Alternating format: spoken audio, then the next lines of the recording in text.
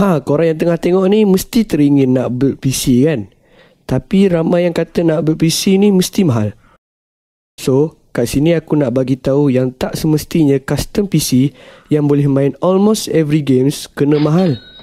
Aku akan senaraikan part-part PC yang korang boleh build dengan harga tidak lebih RM2,500. Menarik kan? So,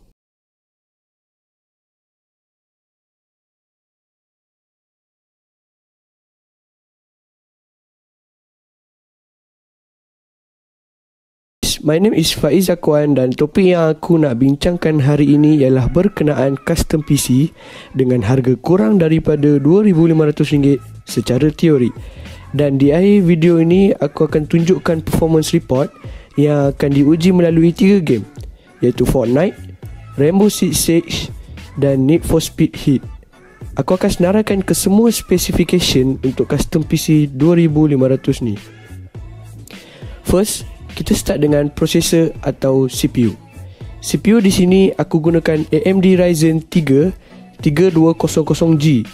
Obviously CPU ni adalah keluaran AMD yang dilancarkan pada Jun 2019. AMD Ryzen 3 3200G ni mempunyai frekuensi sebanyak 3.6 GHz dan boost frekuensi mencapai sehingga 4 GHz, which is nice lah.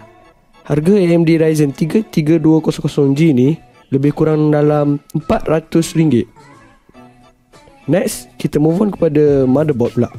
Motherboard kat sini aku pakai Asus Prime B450M. Tak ada apa special pun dengan motherboard ni, just untuk build budget PC. Motherboard ni sesuai, kiranya motherboard ni affordable lah. Harga untuk Asus Prime B450 ni tak lebih RM400. Next, kita move on kepada graphic card atau lebih dikenali sebagai GPU. GPU kat sini aku guna Nvidia GeForce GTX 1650. GTX 1650 ni dilancarkan pada tahun 2019, which is agak baru jugalah. Sebagaimana yang korang tahu, GPU ni ialah GeForce Series 16, which is antara yang tertinggi dalam GPU produk keluaran Nvidia. Dan kat sini aku pakai GTX 1650 dengan VRAM sebanyak 4GB. Harga untuk GTX 1650 ni ialah tak lebih daripada RM700 saja. Seterusnya pula ialah RAM. Kat sini aku guna RAM dengan memori sebanyak 8GB DDR4 dan aku tak spesifikkan brand apa sebab harga 8GB RAM untuk semua brand lebih kurang sama je. Harga untuk 8GB RAM ni tak lebih daripada RM200. Untuk power supply pula kat sini, aku guna brand FGA dengan 500W saja. Tak perlu lebih-lebih power sebab ni budget build je. So pakai yang 500W je dah cukup. Harga untuk FGA 500W pula ialah tak lebih RM250. Next, untuk memory storage aku guna Adata 256GB SSD. Walaupun 256GB je, tapi korang kena ingat yang aku pakai SSD. Dalam video sebelum ni aku ada buat perbezaan antara SSD dan HDD. Demi kelajuan PC, aku sanggup pakai SSD berbanding HDD walaupun storage-nya lebih kecil dan mahal. Harga untuk Adata 256GB ni dalam lingkungan RM200. Last but not least ialah PC case. PC case kat sini pula aku guna Nexus Evo ARGB TG80S. Aku guna case ni satu sebab dia murah dan dia ada RGB, so baru style kan. Gaming PC ada lampu-lampu.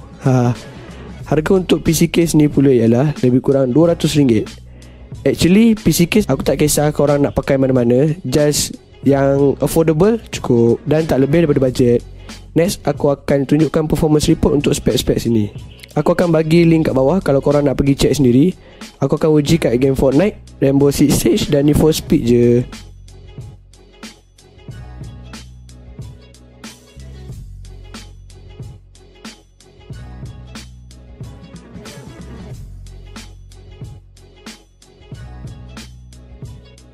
Itu je daripada aku untuk video kali ni.